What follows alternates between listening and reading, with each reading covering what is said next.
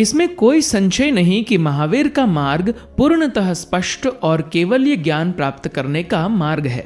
ये राजपथ है। उनके उपदेश हमारे जीवन में किसी भी तरह के विरोधाभास को नहीं रहने देते। जीवन में विरोधाभास या द्वंद्व है तो फिर आप कहीं भी नहीं पहुंच सकते। भगवान महावीर को समझने के लिए केवल ये ज्ञान प्राप्त करना होगा। समुद्र को जानने के लिए समुद्र में डूबना होगा। महावीर की गहराई को फिर भी कोई छू नहीं सकता। धरती पर कुछ गिने चुने ही महापुरुष हुए हैं। उनमें महावीर ध्यानियों में ऐसे है जैसे सागरों में प्रशांत महासागर। महावीर का जीवन, दर्शन या तप कुछ भी रहा हो, इससे कोई फर्क नहीं पड़ता। मुख्य बात यह है कि उन्होंने केवल ये ज्ञान की जिस ऊंचाई को छुआ था वह अवर्णीय है।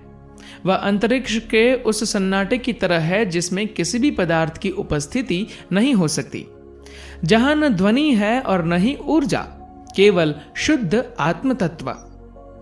भगवान महावीर तीर्थकरों की कड़ी के अंतिम तीर्थकर है। उनका जन्म नाम वर्धमान है। राजकुमार वर्धमान के माता पिता श्रमण धर्म के पार्श्वनाथ संप्रदाय से थे। महावीर से 250 वर्ष पूर्व 23वें तीर्थकर पार्श्वनाथ हुए थे। भगवान महावीर का जन्म 599 ईसा पूर्व अर्थात 2614 वर्ष पहले वैशाली गणतंत्र के कुंडलपुर के क्षत्रिय राजा सिद्धार्थ के यहां हुआ था।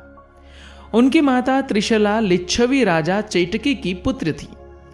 भगवान महावीर ने सिद्धार्थ त्रिशला की तीसरी संतान के रूप में चैत्र शुक्ल की 13 को जन्म लिया। वर्धमान के बड़े भाई का नाम नंदीवर्धन व बहन का नाम सुदर्शना था। वर्धमान का बचपन राजमहल में बीता। 8 वर्ष के हुए तो उन्हें पढ़ाने, शिक्षा देने, धनुष आदि चलाना सिखाने के लिए शिल्पशाला में भेजा गया। श्वेतांबर संघ की मान्यता है कि वर्धमान ने यशोदा से विवाह किया था। उनकी बेटी का नाम था अयोध्या या अनवद्या, जबकि दिगंबर संघ की मान्यता है कि उनका विवाह हुआ ही नहीं था, वे बाल ब्रह्मचारी थे। महावीर की उम्र जब 28 वर्ष थी तब उनके माता पिता का देहांत हो गया। बड़े भाई नंदीवर्धन के अनुरोध पर वे 2 बरस तक घर पर रहे। बाद में 30 वर्ष की उम्र में वर्धमान ने श्रमण परंपरा में श्रामणी दीक्षा ले ली। वे समण बन गए। अधिकांश समय वे ध्यान में ही मग्न रहते।